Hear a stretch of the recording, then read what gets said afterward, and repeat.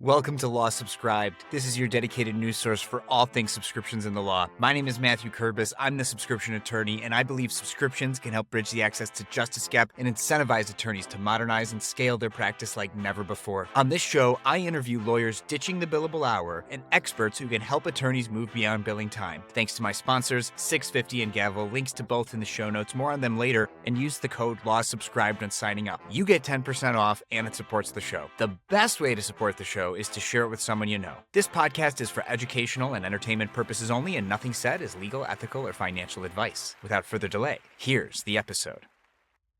Thrilled to have back with me for a second time, rare second appearances here on Law Subscribed, one of the sponsors that you know and love, Dorna Moyney of Gavel. Welcome back to Law Subscribed. Thank you so much for having me, Matt. So, and just in the interest of journalistic integrity, this is not a sponsored episode. Gavel is doing incredible things, and I wanted to make sure to have you back on the pod so that we could talk about what you're doing and what Gavel's been up to. Episode 24 was the last time you were on the show, and so at the time of recording, this is going to be in the pipeline published around the 70s maybe. And so, so much has happened. Like, it's been over a year. So I'm so excited to have you back. But just in case my listeners haven't listened to that episode, Dorna, just give a little bit of background on yourself and Gavel.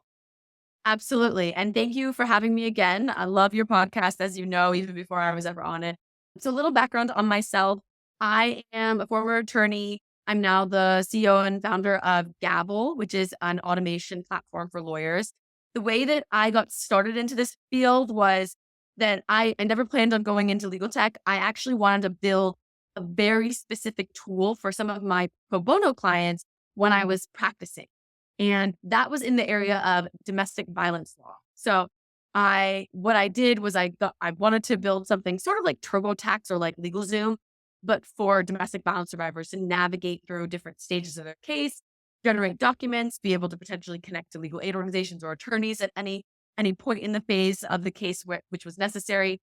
And I did not know how to code. So I got together with a friend of mine who was an engineer, and I said, will you help me build this?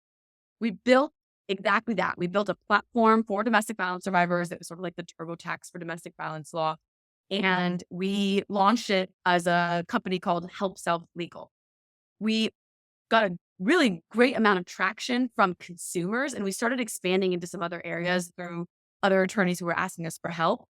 But then what we realized was there were so many other attorneys in other areas of law, in other jurisdictions who were reaching out to us, wanting our help to build these other tools, that the best way for us to make a bigger impact and allow these legal technology products to be launched was for us to build what is now Gavel.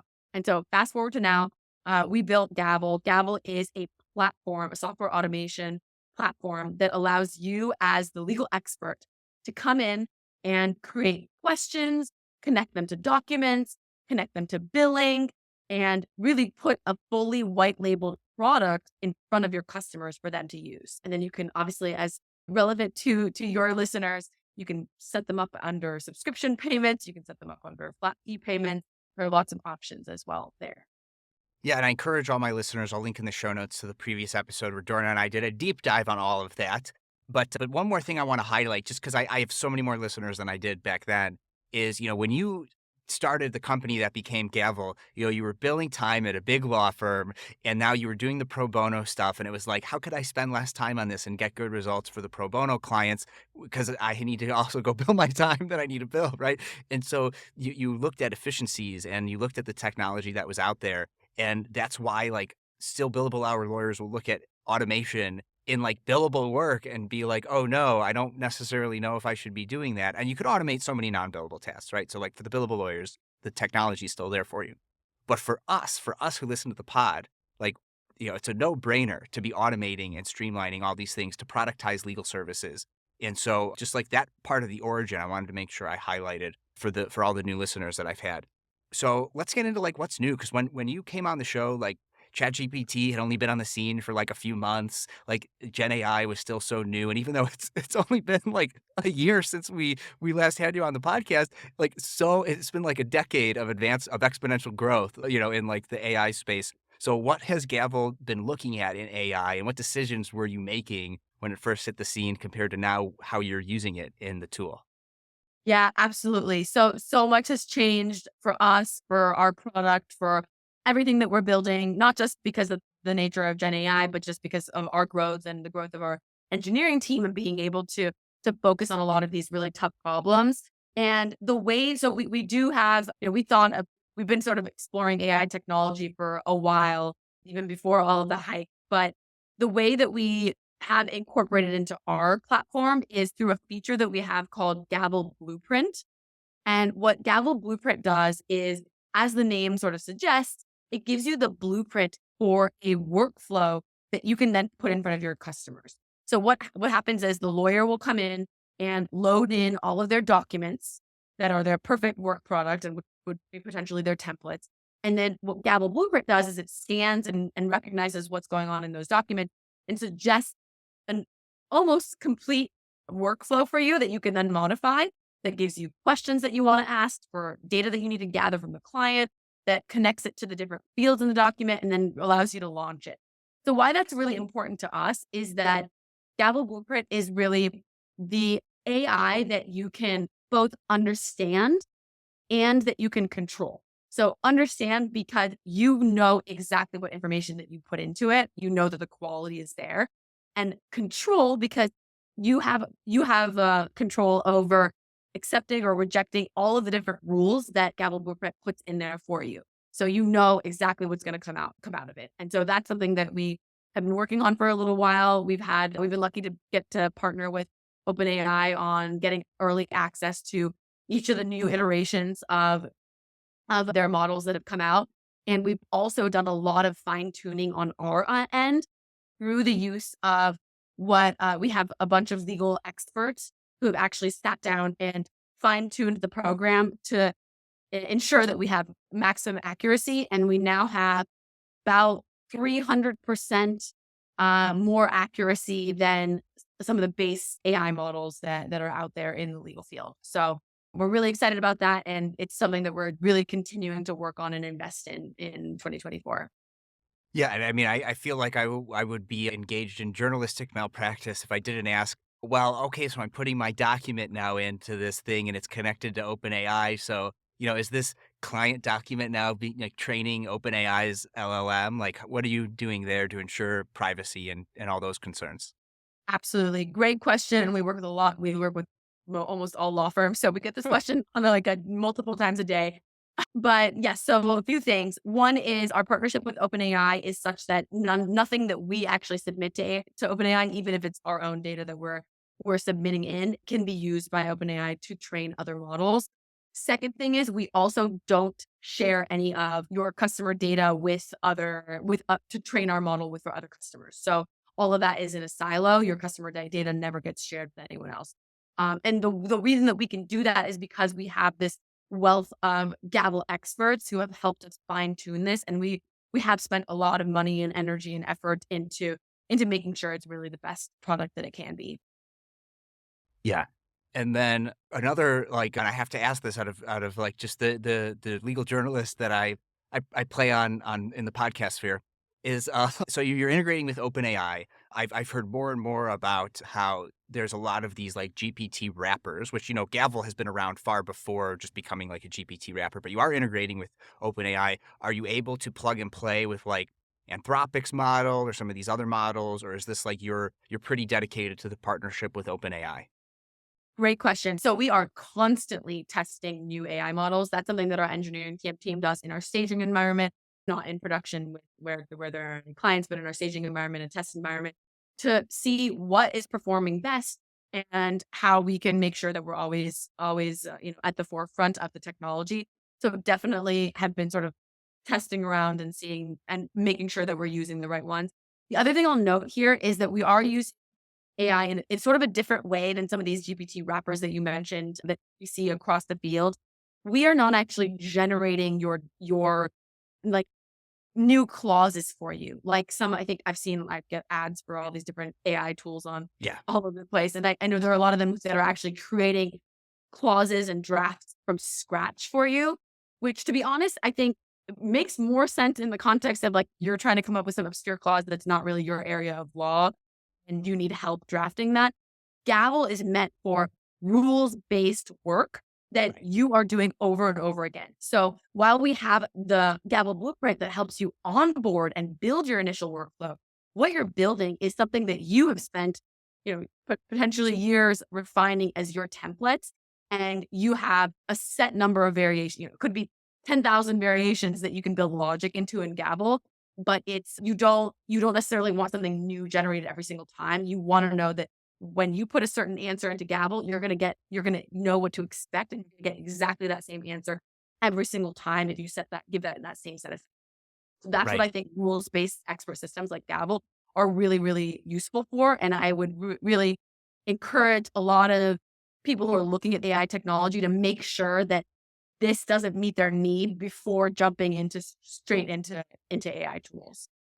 Right. And it's I think it's important to distinguish that because a lot of attorneys now, especially, but just the general public, they think open AI, they think Gen AI, they think generative, and that something's being generated, right? But here, what you're doing is you're leveraging the like comprehension of these LLMs that can generate things, but instead of generating text or you're generating the workflows that are in Gavel. So that because that is like for me anyway, as a true solo, like that was my largest friction point to better leveraging Gavel. And now that you're leveraging these tools, I could come in and I just did it while you were giving that explanation because I've had Gavel Blueprint up in a tab that I've been for months now, like meaning to get to that tab to do. And I'm like, well, I've got the CEO on the podcast. I might as well throw in an asset purchase agreement now. And in 60 seconds, I've got all of these questions for workflow, right? Like one of 85 instances of who is the buyer, right? One of 123 instances of who is the seller,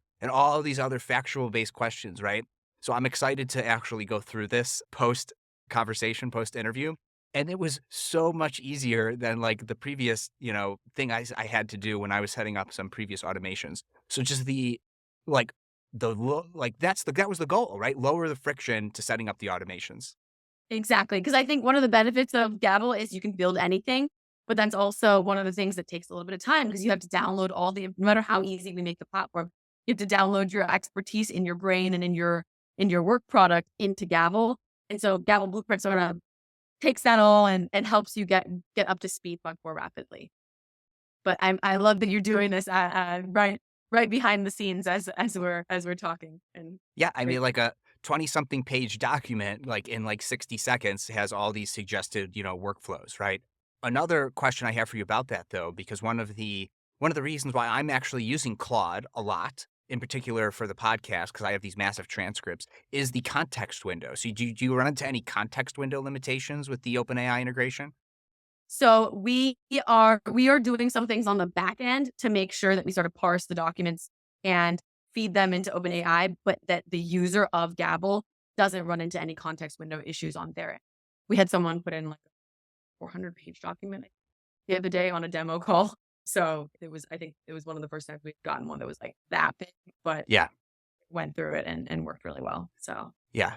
I mean, the only multiple 100-page documents that I have are franchise disclosure documents, but I'm representing the franchisee. So, like, I'm not trying to automate like an FDD that I can't, I'm not gonna be able to reproduce for any client or something. But I guess if I was in-house at one of these at a franchisor, maybe using Gavel to upload a 600-page franchise disclosure document maybe would make sense. Then you could just go in and change the franchisee, in every instance. So maybe make it a little bit more personalized.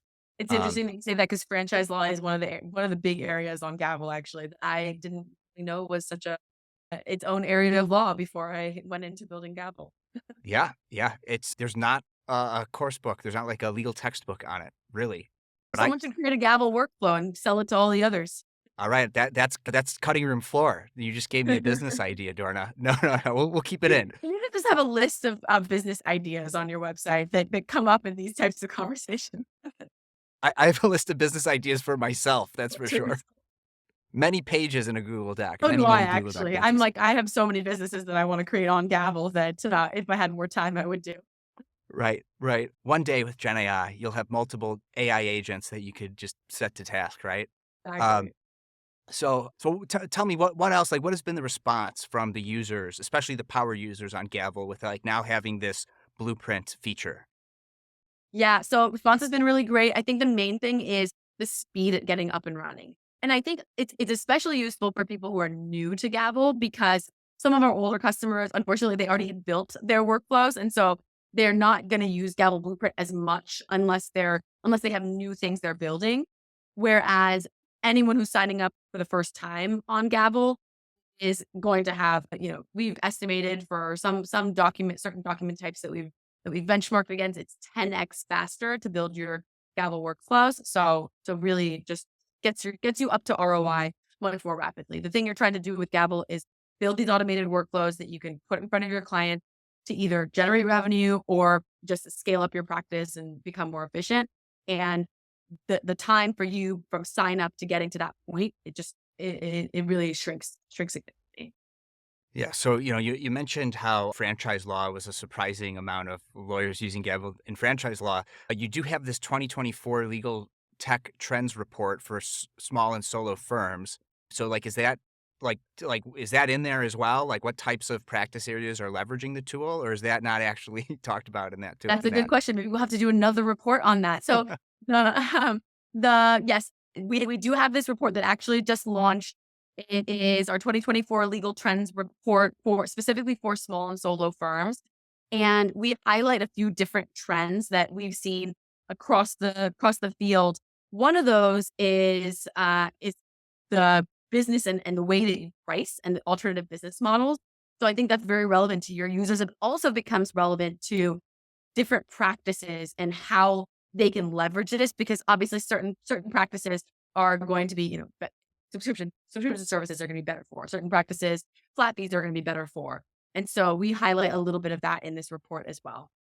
Yeah. Yeah. I mean, look, if it was me, like, Dorna, you got to share this with all your Gavel users because I'm about to give them a massive win on how to leverage subscription model if they're not doing it already. Like what I would do if I was not a true solo, though now I got to do this with Blueprint, is I would just make a subscriber benefit like access to some of these things, right? Like Yes. that would be a massive win.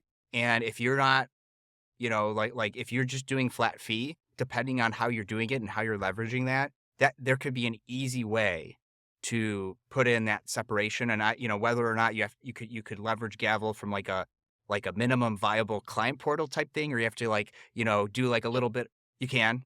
Yes, absolutely. And that's Yeah. actually maybe talk a little bit about our bundles feature, but that functions very much in that way. And maybe I can share a little bit more about that. Yeah, so we'll talk bundles next then for sure because I'm thinking like, it's kind of a no-brainer. If you could have like a no hands-on subscription level for all the things that you've already automated and they could go up to the next subscription level or pay a flat fee that they only get access to if they're a subscriber is sort of a no-brainer of a use of the tool if they're already doing flat fees, regardless of what practice area you're in. I think there's lots of ways to leverage it. Timing matters. So, right, so like if you're family law or criminal law, like post divorce decree post, once you're on probation, that could be where the maintenance plan subscription type thing comes in, right?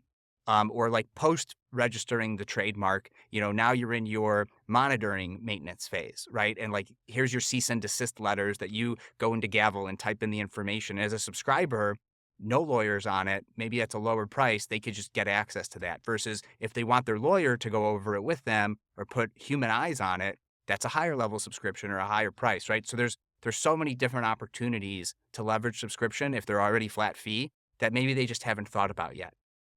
Absolutely. And I think one thing that kind of comes up for me as you're saying that is the possibility of there's two types of, when we talk about legal products or these tools that you're taking, they were your services and you're turning them into these technology tools that you're putting in front of your clients. We usually see them priced in two kind of high level ways. One is as a lead generating tool and one is as a revenue generating tool. So I think some of what you said is you might have these free tools or very low cost tools that don't really bring in that much revenue. And the goal of them is to build affinity, build credibility with your customers, with their future clients so that they come to you for later stages of the case. Or you could have these revenue generating products that right off the bat, that's the entire business model. Like you're going to generate revenue at scale and have a real legal company. Right. And do both. Yeah. And do both. Right. Exactly. Right. Start in the entry, bring them in for cheap or free. And then, because it's always easier to upsell an existing client than it is to like get a new client. Um, When I went solo, I pivoted from mostly litigation to a transactional only practice. I did not have a database of documents to automate. That's why a business and employment legal document database and automation tool like 650 is super useful. I can rely on the quality of the documents in 650's database since they're putting excellent legal minds to work curating and updating their documents and automations over time. When you're not billing by the hour, outsourcing and efficiency matters, and 650 can help you scale your practice to get high quality documents drafted in less time. Use the code LAWSubscribed at 650.com and when being onboarded to get 10% off. If you're not a business and employment attorney or you have your own documents that you'd prefer to use, then my next sponsor, Gavel, is the automation tool for you. Gavel allows you to build shareable, client-facing workflow and document automations. In other words, Gavel helps you create a legal practice where attorneys can monetize the value they bring clients in productized form and scale via subscriptions and flat fees. Use the code LAWSubscribed at gavel.io to get 10% off an annual subscription. There's no one right way to automate and scale your practice, but with one or both of my sponsors, 650 and Gavel, you can take your subscription law firm to the next level. Links to both in the show notes. Now back to the show. So then, okay, so you mentioned it. So tell us more about the bundles feature and how you could leverage bundles with Gavel to do this exact thing we're talking about. Yes. So we just launched Bundles, which is essentially sort of like our e-commerce and client portal platform. We launched that at the end of last year. And what it does is it enables you to take your workflows in Gavel. And a workflow is a set of questions that generates a set of documents and might have lots of instructions in between. So think of something like, I keep giving the analogy of TurboTax, like think of something like TurboTax. So you might have these different workflows. And what you can do is you can bundle them together and either put them in a sequence. So people have to go through a certain sequence. You might want to do that in something like divorce, where they have to do the filing before they do the disclose, like financial disclosures before the order. You can either bundle them in a sequence and put your paywall wherever you want, or you could provide them as a suite of products, which I think is also similar to something you were just mentioning, which is you might have, let's say you're an employment lawyer and you have all these different transactional documents that you're providing to your clients or just startups. You can provide those as a suite, charge them for the whole suite, and they can access them at their will one by one at whatever volume they. So yeah, bundles Could has I been really powerful could revenue that be generator. on an ongoing subscription or like a one-time fee access kind of thing? Exactly. Yeah. You can choose to do either of those. Great. I'm thinking I have a number of landlord clients, and that would be great for them to have like, 5-day notices in there or demand letters or even like amendments for a payment plan where they could do it themselves. It'll cost less for them to do that. But then if they actually need the lawyer to get involved, then they could pay me, whatever the subscription add-on fee would be to do that kind of a thing. But And that's a yeah, great example because we have people on the landlord and tenant side. I'll give you two examples, which off the top of my head, these two are both actually happen to be in Illinois. One is a landlord side one. It's called landlordlegalteam.com, I think. And they do exactly that for the landlord side for residential landlords in Illinois. The other is a tool called Rentervention, which is for the tenant side. And they have a bunch of different responses to your 3-day notice or your 5-day notice. So really, really great example that we've seen in the field too. yeah. Yeah. Like the thing about all that is you just hope that it leads to resolution and not just like more fighting, right? Because when Exactly. everybody, it just levels the playing field, which I think is a good thing for everybody because you're more likely to get to whatever this amorphous concept of justice is, right? Yeah, you just have more assistance on both sides. I mean, I think especially when we think about the landlord tenant arena, I think it's something like 90% of landlords have counsel and 90% of tenants don't have counsel. So if you are able to provide some sort of form of assistance, you're probably more likely to get to the just result. Whole concept of zealous advocacy that we talk about in law school. Right, right. And look, I've represented tenants as well. And I think it helps me in my work representing landlords and tenants when I'm on the other side of it. But at the end of the day, just my landlords are more likely to subscribe to legal something or other in That's my true. experience. Yeah. Hopefully, you're not being evicted over and over again. Right. I mean, the reason a tenant would stay subscribed is because like I'm also helping them with like estate planning, or maybe they're going to buy a place, but they have a dispute with their current landlord, like that would be a reason. Like That that's makes sense. typically why that's happened. Or they're getting married and they need a prenup or something like that, right? Like, and they also have this issue with their landlord. That's Uh-huh. usually when I'm in there. So you're talking about paywalls and an e-commerce platform. So like payments, like how does that work? Like I'm getting payments through Gavel from my client. Is it through Gavel directly? Do you have integration partners? How does that all work? Yes, exactly. So we work with Stripe. So the payments are all going through Stripe. So very secure, PCI compliant, but you set that all up in Gavel. So it makes it really easy. So you don't have to go into multiple different platforms and yep, just kind of click of a button, put the payment exactly where you want it to go inside of your workflow or within your bundle. And you're up and running and off to the races. You Um, can also create these like embeddable cards for your workflows, for your bundle, where you give it a description and you have the pricing, and then you can actually take that card and embed it on your website. So if you want sort of like a buy now button or a suite of different cards essentially on your website that people can choose from, you could also do it that way. So we have lots of options to really customize the way that you provide this to your customers and white label.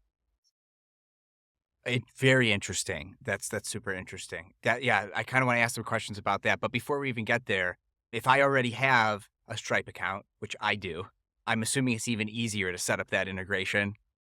Exactly. Yes. Yeah. It's just sort of an easy connection between the two platforms between Stripe and Gavel. Right, right. Because longtime listeners know I use Stripe, and so they may be using it too. And so it's one of those things where, because I've definitely done that before, where I've like connected my Stripe account with other platforms that integrate with Stripe, and it's more of like just confirm your information and sign in. Versus if you don't have a Stripe account, you just have to put in your EIN, put in this stuff, but it's all like right from like a pop up or like another tab that closes once you're done. It's a super simple process. Exactly. Yeah. And it gives you a lot of analytics as well on your metrics and what's going on with the payments so that you can optimize them. Right, right. With the whole white label thing, though, like that's really interesting, and I almost wonder if there's opportunity to just have like somebody come in on Gavel, and you could let them rebrand using like a custom domain without even leaving the platform. Is that on the product roadmap? Have you all ever thought about something like that? You mean actually creating new web links for people or like Well, like domain or so, for example, like you talked about these cards that you could embed on your website, right? Like, I almost wonder if there's a play there. Like, for example, because I moved the podcast over to Substack recently, and you could get a free domain on Substack, which is like whatever thing.substack.com, or for a one-time $50 fee, you can connect a custom domain, but it's all just the back end of Substack. So instead of having to embed things from Substack into my website on another website platform, I'm just on Substack kind of a thing. So if you're already in Gavel, I wonder if there's a thing there where it's just like, now when I sign in to edit my website, it's also just the Gavel platform kind of a thing. yes, that is exactly what we have as well, actually. So when you sign up for Gavel to start with, you get a Gavel domain. So it might be like lawsubscribe.gavel.io. But then you're able to add it to your custom domain. So you could be like lawsubscribe documents.lawsubscribe.com or portal.lawsubscribe.com. So then whenever you go in there, it feels like it's your website, but really it's Gavel on the back end who's handling and managing and hosting all of that for Okay, you. so it is like a true white label like type situation, and then it's Exactly. So we actually have a lot of legal tech companies, some which are were open about using Gavel, some who are not as open about using Gavel, but you wouldn't know it because they completely white labeled the domain, they white labeled their workflows have their own styling, they removed the logo. So really our goal and my goal was when I built that domestic violence platform to begin with, I wanted to allow others to build the same exact thing except without having to hire an engineer. And so that's exactly what we do here is Gavel really is your software developer in your back pocket. And we want to enable you to have that full suite of capability and customization. okay, okay. Now let's say I wanted to use Gavel, but I'm already like locked in with like a Confido Legal or a Law Pay or something like that. Could I like even though it's more administrative work and like if you're using Gavel, automate everything, right? But like, if I like sign them up through my existing workflow with like Clio or my case or whatever, right? I can then still like let them into the Gavel platform, what would normally be a paywall, but I could manually go in and like let them in, even though it would be a paywall. Could I do that? Yes, exactly. You could still work with other platforms if you wanted to as well. So it's not exclusive to using our payment portal. But I think there are a lot of reasons we make it a lot easier and why you might want to use it. But we definitely work really seamlessly with other tools. We also have an open API. So across the board, whether it's payments or whether it's just capturing data in, pushing data out, getting generated documents out into other platforms. That's all really, really easy with Gavel. We have some that are direct, some through direct integrations, and we also have, we have Zapier integration, and we also have our open API that we can help you with to make sure that you can get all your systems connected into one. Yeah. Okay. Okay. Good to know. So, I mean, I knew time was going to fly. Let's see. We sort of skipped over the trends report. Is there anything else in there that you maybe want to highlight? And obviously, link in the show notes so everybody could go download it. But like maybe something that was surprising to you in the trends report. Yeah, I mean, I think to me, one of the big factors that I noticed, which really makes this topic so urgent, is that consumers of legal services, whether they be individual consumers or business consumers, are kind of flocking in hordes to small and solo firms.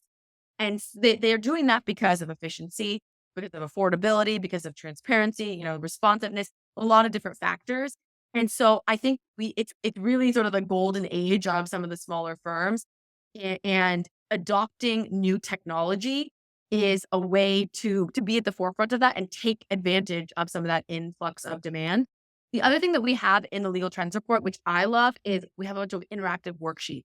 So we give you data on, these are the trends and this is what's going on in the field, but we also give you worksheets on how can you now plan for your law firm to to take the next step and make changes that help you be future ready.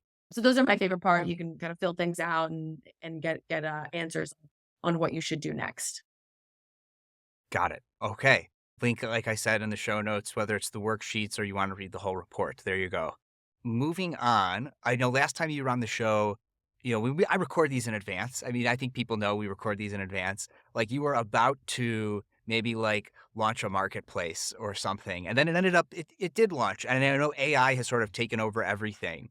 But it looks like, I mean, it's still there, and so I'd like to know, like, just like a quick update on, what's happening there because there was really nothing to report other than it was a thing that was coming the last time you were on the show. So, like, what could people expect if they check it out? Absolutely. So, yes, we have a marketplace that has several examples of different tools that have been built on Gavel on the marketplace. And the goal of that really is for us to eventually start driving traffic to our customers so that they can find customers who are coming to them and consolidating all those people in one place.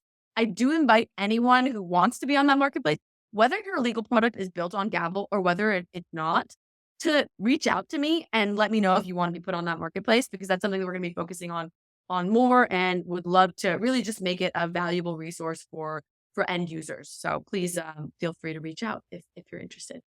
And this is like it could be another opportunity for attorneys to monetize, whatever they're building on Gavel. In particular, what comes to mind for me is, I'm only licensed in Illinois, but if I'm building legal products that can be used by anybody, that could be a place where maybe they could go and they're in a different jurisdiction and, we'd have all the disclaimers and stuff. But if it's like a demand letter or something that's like not very jurisdiction specific, it could be a huge help for people who maybe need more affordable legal services and they don't want to go pay a lawyer hundreds of dollars an hour to draft something. Absolutely. Yeah. And I mean, tools like Just Tech and Hello Divorce, too, that are built on Gavel, are examples of that, where they've started in one state, they were attorneys and one jurisdiction, and they've kind of expanded across the board to other industries, as other jurisdictions as well. So really, really does help you. I think it comes back to that question of scale. Like, yes, you may be moving away from the billable hour, but this actually, it does not mean decreased revenue or decreased profitability. This means exponential opportunity for you to really sit back, build a really awesome quality product that you're upkeeping, but allow it to actually generate more revenue for you at scale. Yeah, and then another thing I wanted to congratulate you on while you're here is at least one award that I know about. So it's hold on, it's called the American Legal Technology Awards, right? Didn't Gavel win for one of those, right? Tell us about Yes. that award. Yes. So we won the American Legal Technology Awards uh, in the category of best technology, which I think was really fitting for us because we really are, as Gavel, we are the infrastructure that underlays a lot of the firms and a lot of the legal products that are built on Gavel. So we were really excited about that. We went to the award ceremony in Nashville and got to actually see a lot of our customers sitting in the audience and some of them winning other awards. for the products they built on Gavel too. So that was a really exciting moment for us and feels like we've come very far since our early days. Yeah, and then I think we for also got the another award we got was we were a finalist in the best integration. I forget what they called it. It was one of the best integrations for Clio okay, okay, as so well. and that would have been at, CleoCon or whatever it's called. Exactly. Exactly, yes. I know it's, like, called something else. It's like the I Clio know, I'm Cloud actually not sure what it's Conference, called now. Clio right? Cloud maybe or something. Yeah, but it's CleoCon. I mean, it's just easy, it rolls Yeah, off the tongue. exactly. There you go. So if you're a Clio user, I mean, Gavel integrates. There you go.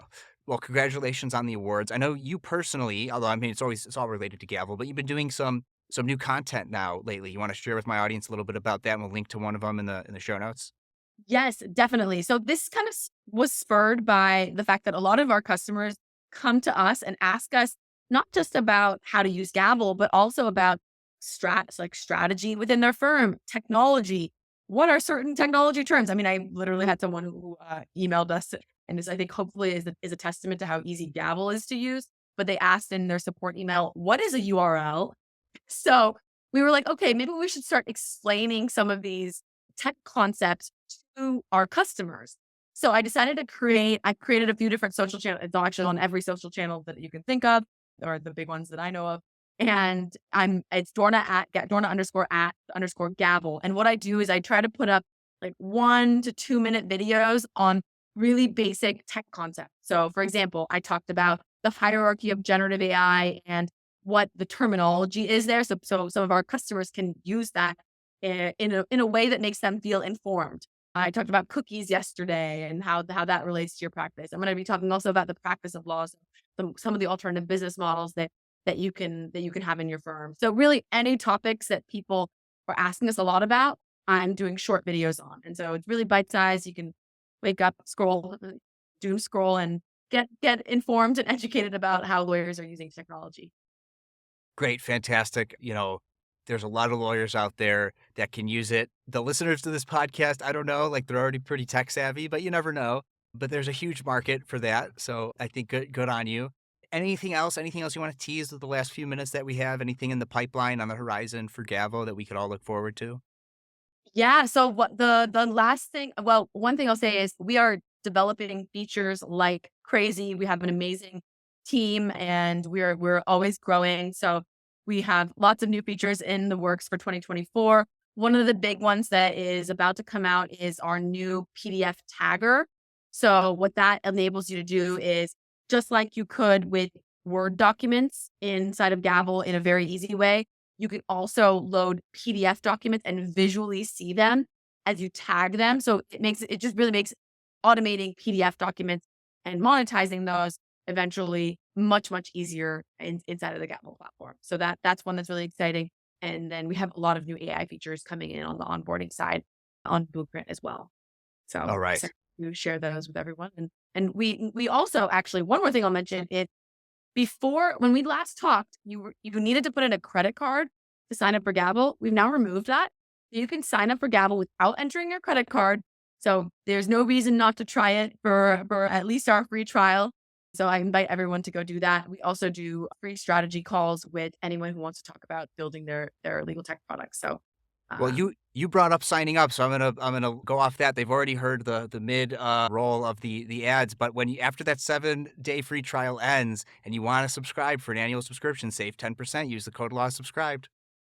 exactly. And so with that, any final words before I ask you a question only a few of my guests have actually been asked before? Ooh, I'm excited for the question. Okay. Well, yeah, I mean, you gave us a lot of stuff, so we'll just move on to it. So only my second time guests have actually gotten this question because you've already answered as a hot dog a sandwich. So now, Dorna, is a calzone a sandwich and why? Honestly, I haven't had a calzone for so long. I feel like I was similarly embarrassed on your last podcast when you asked me the question about sandwiches. The calzones look like a pizza that's flipped on, like closed up, right? Right? It's a good question. I would say no, because there's no right answer, right? I would say no, because I think of a sandwich as being a bread that you then put stuff in and then close it up. Whereas a calzone sort of feels like the stuff was already stuffed, right? And then you close it up. I don't know. I don't know. That's why it makes a good question. You're gonna need to do some analytics on this, on how people actually answer these questions, so I can see if I was right or wrong.